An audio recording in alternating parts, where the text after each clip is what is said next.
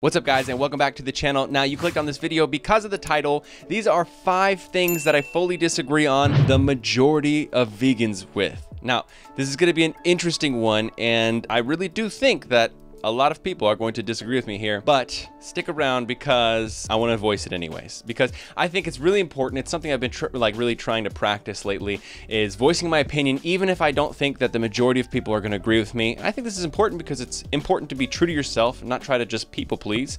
But I also think it's important for people to have other people who share their opinion, even if it's maybe the minority opinion. So here we go. I'm just going to tell you these 5 things that I think the majority of vegans are gonna disagree with me on. Now, before I hop into number 1, I just wanna be completely clear. I absolutely love veganism so much. Just letting you know, there's no chance that I'm gonna not be vegan. I'm 100% in love with being vegan. It's one of the big parts of me, and I do really, really love it. But there's some things that I disagree with. So enough babbling, let's get into the first one. Number 1 is I don't by default love every single animal out there. Now, this is different than respecting every single animal. I absolutely respect every single animal. We've had mice problems in my house before, and we always get the the no-kill traps so that we can take them a couple miles away and release them. But I don't love every animal by default. So what I mean is, like, you know those howler screecher monkeys in like Bali and Thailand, and they'll come and steal your food? I've had a friend who had her fingernail bit off by one of those monkeys.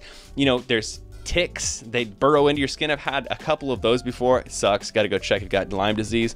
There's animals like that yeah, I don't love them. I'm not in love with them. I don't want to give them a hug. I don't want to give them a kiss. I don't even want to give them food because I don't want them to be around me. There's just some animals that I don't love, but I do respect them and I would never hurt them. So there is a distinction there. Okay, number 2, this one, I hope everyone understands where I'm coming from with this one, but I don't think that everyone has to go fully vegan, and I don't think that it's really realistic either. So let me break this down a little bit. So the way that I think about it in numbers, right, is that the animals don't really care whether you're 100% vegan or if you're 80% vegan. They just care if they're getting killed and eaten, right? So the way I think about it is I break it down by numbers, right? So if 80% of all people went 80% vegan, in my opinion, that's better than if 50% of people went 100% vegan.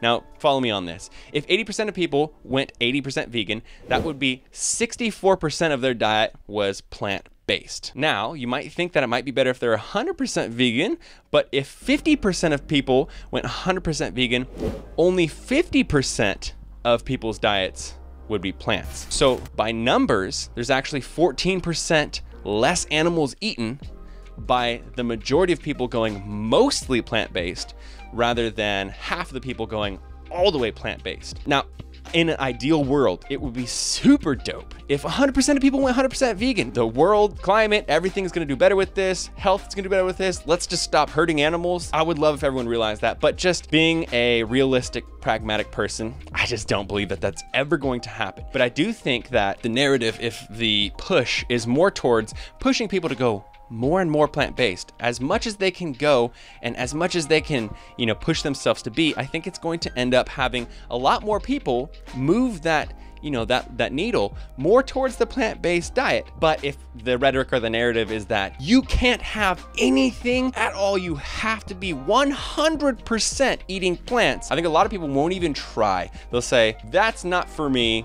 I could never do that. How many times have you experienced that? When I introduce people into plant-based dieting or veganism, especially when they ask me for my opinions, I always say, take it one step at a time, go as slow as you want. Even if it took you 2 or 3 years to really get into it, that's way better than trying to go 100% plant-based by tomorrow. Every once in a while, if you have to, then have a cheat. You can, you know, go eat whatever it is that you normally used to eat before you started the plant-based diet.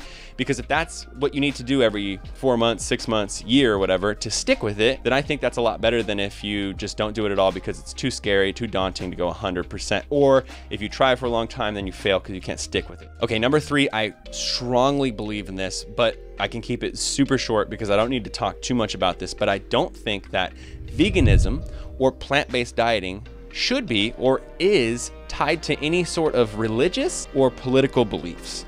I don't think that you have to be a part of any sort of club or group or religion or anything like that to be plant-based. You could believe in something that nobody else believes in. You could believe in, you know, the flying spaghetti monster, you know, that whole thing. You could believe in something that literally no one else believes in, but if you're plant-based, you're still plant-based. And I don't think anybody should be rejected because of the other parts of their life, the other beliefs, values, morals, hobbies that they're into, because I think a lot of people are deterred when they say, oh, veganism is for that type of person, and I'm not that type of person, so instead I'll do a different type of diet that's more my style of people. See what I'm saying? I think we need to be inclusive to everybody. That way everyone feels like they have, you know, a group of people that they can be plant-based but also share hobbies with. Okay, number 4, this is maybe the one that the least amount of people are going to disagree with me on, but I don't think that you need to avoid ordering vegan options, vegan meals, vegan food from companies, restaurants, or fast food places that aren't vegan and have a majority of their other food as just non-vegan food. So I think